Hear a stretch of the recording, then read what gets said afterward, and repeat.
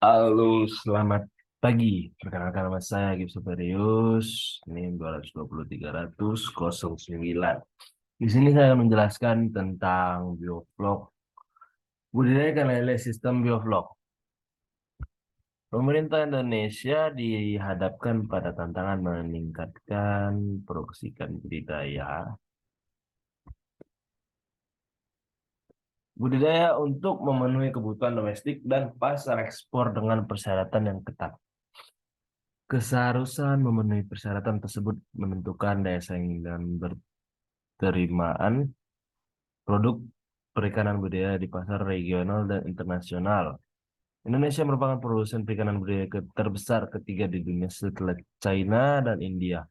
Budidaya ikan lele di Indonesia ini berkembang pesat karena dapat dibudidayakan di lahan dan sumber air yang terbatas dengan teknologi yang mudah dikuasai, pemasaran yang relatif mudah, modal yang rendah, serta waktu usaha yang tidak terlalu lama. Permintaan ikan lele yang semakin tinggi membuat peluang bisnis budidaya semakin terbuka, bahkan dapat dilakukan dengan modal terbatas. Budidaya lele intensif memiliki peluang yang besar untuk mendukung program pemerintah dalam membuka lapangan kerja dan meningkatkan pendapatan masyarakat. Usaha ini menguntungkan secara ekonomis dan tidak memerlukan perawatan yang rumit.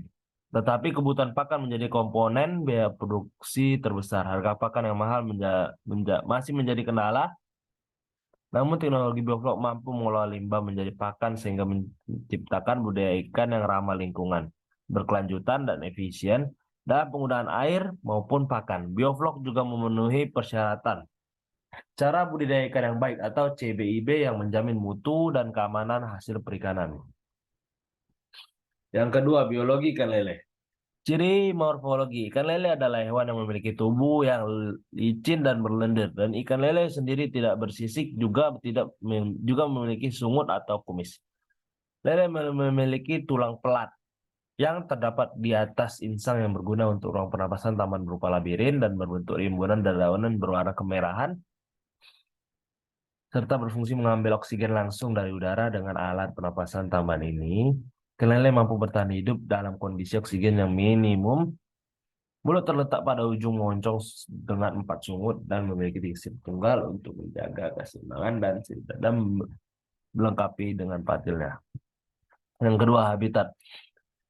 Habitat atau lingkungan hidup lele banyak ditemui di perairan tawar, dataran rendah hingga sedikit payau di alam. Ikan lele hidup di sungai-sungai yang harusnya mengalir secara perlahan atau lambat, kolam, danau, waduk, rawa, serta genangan air tawar. Ikan lele lebih menyukai perairan yang tenang, tepi yang dangkal, dan terlindung. Ikan lele memiliki kebiasaan membuat atau menempati lubang-lubang di tepi sungai dan kolam. Yang kelima, tingkah laku. Ikan lele bersifat nokturnal, yaitu aktif bergerak mencari makanan pada malam hari. Pada siang hari biasa berdiam diri dan berlindung di tempat yang gelap. Ikan lele dilengkapi pernapasan tambahan berupa modifikasi dari busur insang dan bernapas dengan bantuan labirin dan berbentuk seperti bunga karang di bawah badannya. Kebiasaan makan. Makan lele adalah hewan pemakan dan bangkai, mencari makanan di dasar perairan dan memiliki alat peraba atau sungut yang sangat peka.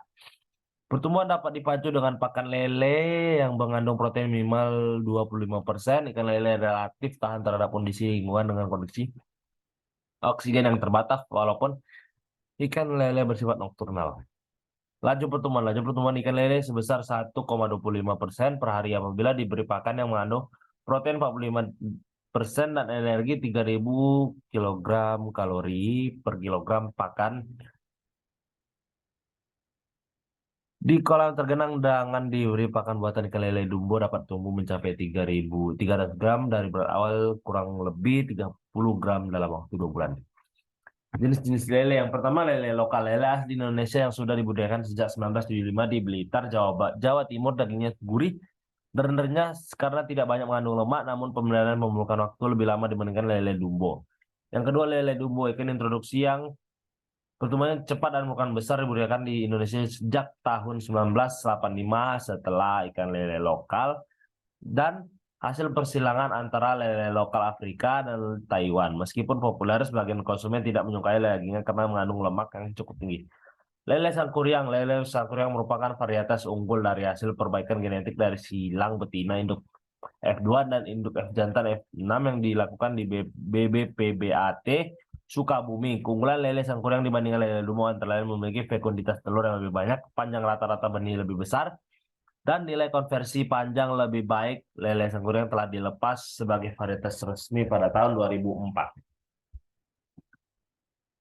Pembuatan kolam yang pertama, diberi besi nyaman, dipotong sesuai ukuran yang diinginkan, kemudian antar buku dikaitkan dengan cincin besi dan diikatkan kawat sebagai pengunci sehingga berbentuk lingkaran.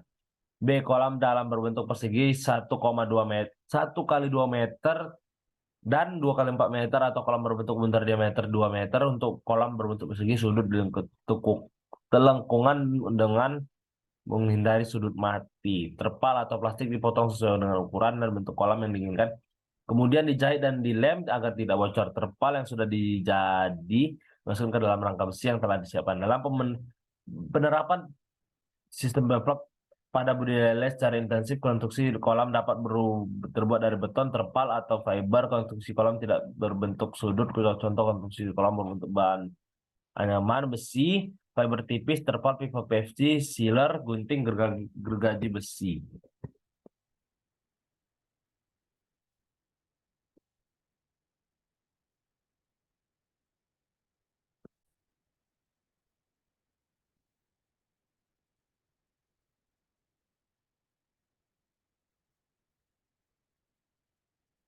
Teknologi bioflok, persiapan kolam pengisian air. Sebelum kolam diisi air, kolam terlebih dahulu dibersihkan. Bila perlu dilakukan pengeringan, desinfeksi dengan penggunaan kaporit 10%. Pengisian air ke dalam kolam sampai penuh dengan ketinggian 80 sampai 100 cm. Dengan menggunakan air sumur atau air sungai yang sudah 3 hari di treatment menggunakan cover 3 kg per meter selama 3 hari untuk kolam di luar ruangan, dan untuk kolam di dalam ruangan dinyatakan dengan sodium sulfat dengan dosis 3 dosis 15 gram per meter dengan minimal 24 jam pemberian kaporit.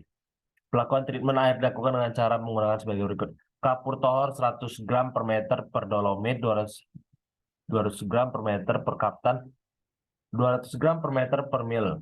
Garam krosok, probiotik 5 cc per meter, Bacillus.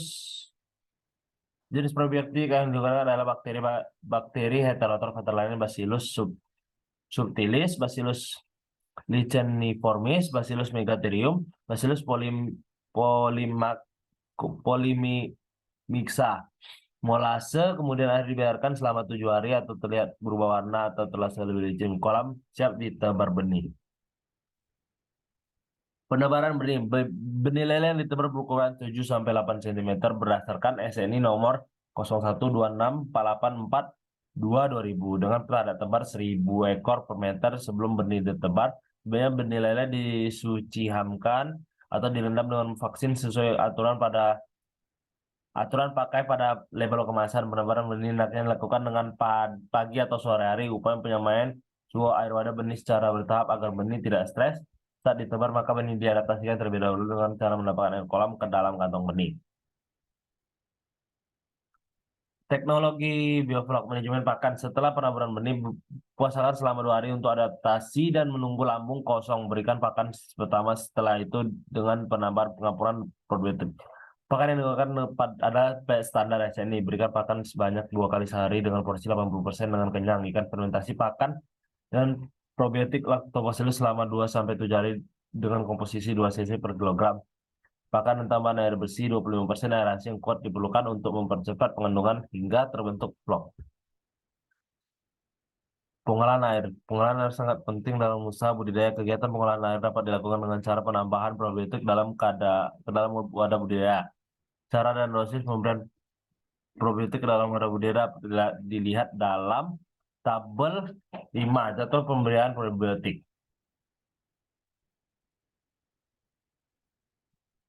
Pengendalian hama dan penyakit. Hama yang pertama ialah penyakit merah. Penyebabnya Aeromonas sirophilia dan Pseudomonas sirophilia. Bentuk bakteri ini seperti batang dengan polar flek cambuk yang terletak pada ujung batang. Cambuk ini digunakan untuk bergerak berukuran 0,7 sampai 0,8 yang berukuran 1 sampai 1,5 mikron. Gejalanya warna Warna tubuh kusam gelap, nafsu makan menurun, mengumpul dekat saluran pembuangan, kulit kasar dan eksen slender. Pendarahan pada pangkal, sirip, ekor, sekitar anus dan bagian tubuh lainnya. Sisik lepas, luka di sekitar mulut, bagian tubuh. Pada infeksi berat, perut lembek dan bengkak berisi cairan merah kuning. Ikan mati lemas sering ditemukan permukaan maupun dasar kolam. Pengendaliannya di desinfeksi sarana budidaya sebelum dan selama proses penelitian. Pemberian unsur imunostimulan, penambahan vitamin C pada pakan, memperbaiki kualitas air secara keseluruhan, terutama mengurangi kadar bahan organik larut dan atau meningkatkan frekuensi pengantian air baru, perendaman dengan larutan garam dengan konsentrasi 500 sampai 1000 ppm selama 24 jam. Yang kedua, bakteri pseudomonas. Ikan lemah bergerak agak lambat, bernapas ngap-ngap di permukaan air, warna insang pucat, warna tubuh berubah gelap. Terdapat bercak merah pada bagian luar tubuhnya dan kerusakan pada sirip insang kulitnya. Pengendalian memperbaiki kualitas air secara keseluruhan, terutama mengurangi kadar bahan organik terlarut dan atau meningkatkan frekuensi pengantian air baru.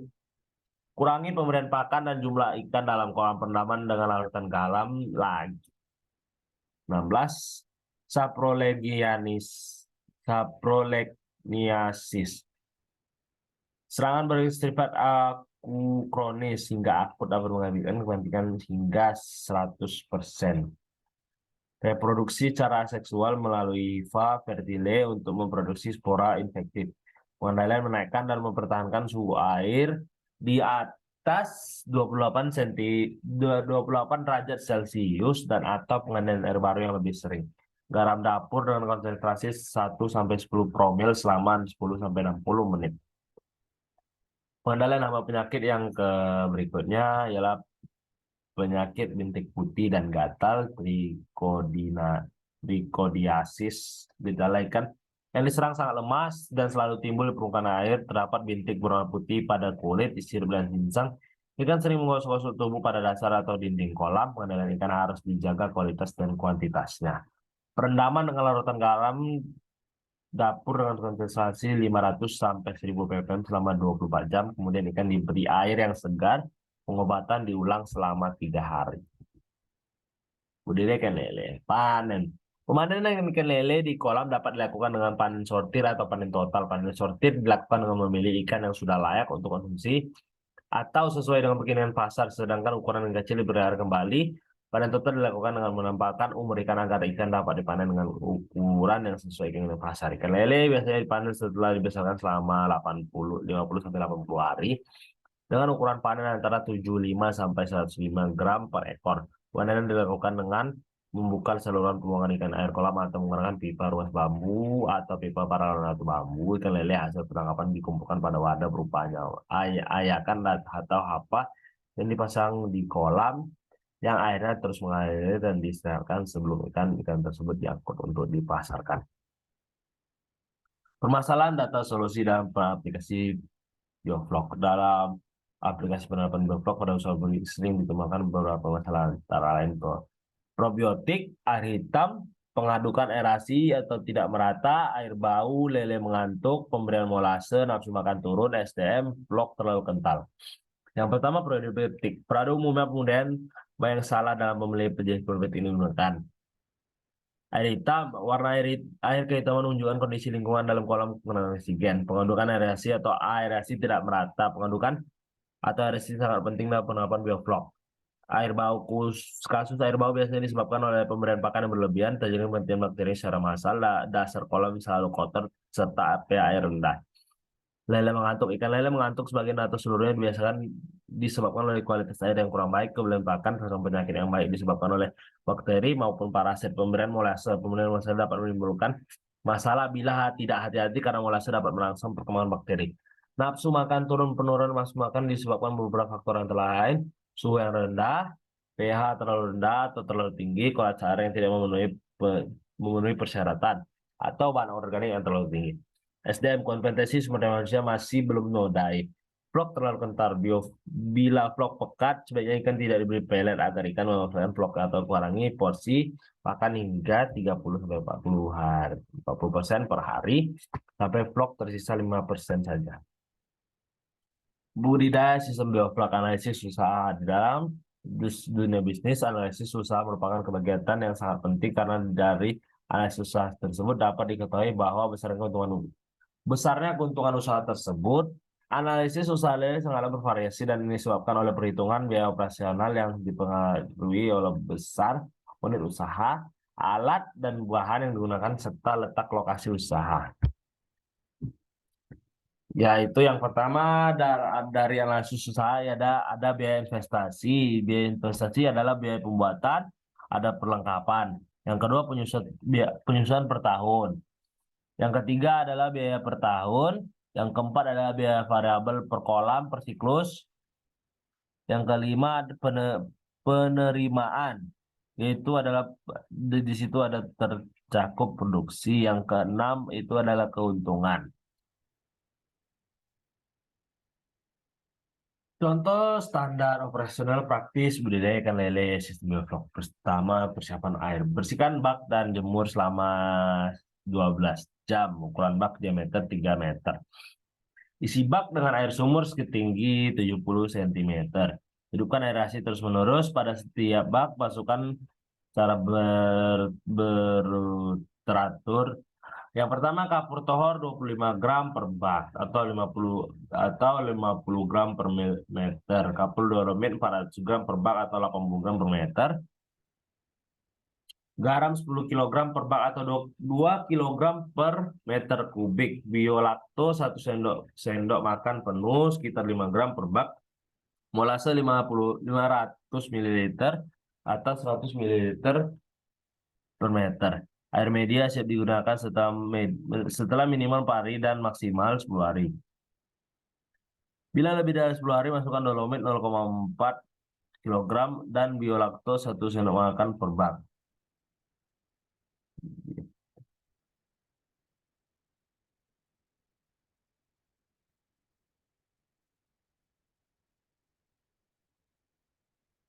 Yang berikutnya contoh standar persiapan benih. Cek yang pertama ialah cek kesehatan benih, cek semua benih berenang lincah,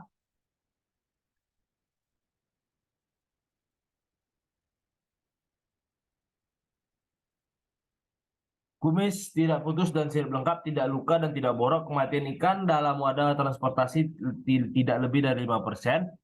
Ukur panjang benih, hitung jumlah benih, sampling dengan timbangan gantung kapasitas 25 kg.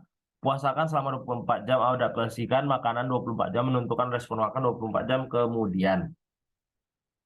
Pengolahan pakan, persiapan pakan, larutkan probiotik tionat 1 sendok makan penuh dalam 2 liter air. Aduk 1 kg pakan dengan 1 gelas 250 ml. Larutan probiotik, simpan pakan pada wadah tertutup, adukan pagi untuk diberikan sore, adukan sore untuk diberikan pagi. Adukan pakan dapat bertahan sampai 5 hari atau sampai tidak ada jamur hitam atau kuning. Adukan untuk pakan pertama sekitar 2 kg, adukan selanjutnya sesuai respon makan. Yang kedua, berikan pakan 2 kali per hari sesuai respon makan 2-5 menit. Berikan pakan pada satu wadah hingga selesai, baru pindah ke wadah berikutnya. Jadi pemberian akan menyebabkan ikan kenyang, sudah makan, memakan pakan kembali. Contoh standar yang berikutnya pengolahan air media. Yang pertama, identifikasi air yang baik. Air tidak bau, ikan dominan berada di dasar bak atau kolam air, tidak sering muncul permukaan, air stabil berwarna kecoklatan. Indikator ketidakstabilan air warna coklat, memutih, pucat, penyebabnya kebanyakan pakan. Penanganannya, kurangi jumlah pakan, air bau penyebabnya kebanyakan pakan. Penanganan, buang air 30-40%, tambahkan air baru, tambahkan dolomit probiotik. Ikan menggerombol di permukaan atau menyembul. Penyebabnya nilai pH menurun atau perubahan kualitas airnya. Penanganannya, buang air 30%, tambahkan air baru, tambahkan dolomit dan probiotik. Yang ketiga, pergantian air diganti 7 hari setelah pemberian pakan normal. Air diganti sebanyak 10-15%. Pergantian air selanjutnya dilakukan setiap 7 hari. Setelah air penuh, memasukkan secara beruntun kapur 200 gram per bak yang dilarutkan dulu dalam ember. Molase yang sudah diberdirikan. 150 ml per bak yang dilarutkan dulu dalam ember. Probiotik biolakto 1 sendok teh penuh per bak yang dilarutkan dulu dalam ember. Sebelum diganti air dan sebelum air penuh, ikan tidak diberikan makan. Persiapan air untuk memberikan larutan berisi bak yang kosong, ikan bak dengan air yang bak ikan-ikannya sampai 15 cm. Tambahkan air bersih sampai kedalaman 50 cm, masukkan pipa aerasi, berikan aerasi terus menerus, tambahkan garam 3 kg per bak, tambahkan kapur dalaman 400 gram per bak, tambahkan probiotik biolakto 1 sendok makan, beres. Masukkan ikan yang tidak terpilih, puasakan ikan selama 24 jam, pemberian makan seperti pada pemeliharaan. Penanganan ikan tidak sehat atau sakit. Bila saat baru ditebar atau selama penemuan terdapat ikan sakit, maka ikan pusat selama 3 hari. Bila kematian kurang dari 50 ekor per hari, buang air sekitar 40%. Tambahkan air kembali 10-20% air. Tambahkan garam 2,5 kilogram per bak. Tambahkan dolomit 75 gram per bak. Probiotik biolakto 1 sendok makan per bak, ikan diperlukan 24 jam. Bila kematian lebih dari 50 ekor per hari, buang air 1%. Masukkan air terus menerus sampai busa terbuang, matikan, dan cabut aerasi, tambahkan air menjadi 20 cm bersama dengan Everlak 3 tutup. Bila kematian sudah terhitung lebih dari 70%, bak dikeringkan, ikan dipanen, ikan tidak dimasukkan kembali dalam bak lainnya. Yang ke berikutnya, pemanen ikan dilakukan panen parsial bila ada kebutuhan atau permintaan pasar dan panen total setelah 90 hari. Dan pada panen parsial, pilih ikan sesuai ukuran yang dikendaki, gunakan keranjang grading sesuai ukuran yang diseleksi. Ikan yang tidak terpilih dipelihara lebih lanjut pada bak yang dipersiapkan. Bersihkan bak yang kosong, isi bak dengan air bak yang ada ikannya atau ikan sehat sampai 15 cm. Tambahkan air bersih sampai kedalaman 50 cm, masukkan aerasi terus menerus, tambahkan garam 3 kg per bak, tambahkan kapur dolomit 400 gram per bak, tambahkan probiotik biolakto 1 sendok makan, beres. Masukkan ikan yang tidak terpilih, puasakan ikan sekitar 24 jam, pemberian makan seperti pada pemeliharaan. Dan yang terakhir, saya mengucapkan terima kasih kepada Direktorat Produksi dan Usaha Budidaya karena buku budidaya ikan lele sistem bioflok sangat bermanfaat dan sebagai sumber acuan pemaparan dalam suatu usaha yang ingin membudidayakan ikan lele dalam sistem bioflok. Jika ada salah kata, saya mohon maaf. Selamat pagi dan terima kasih.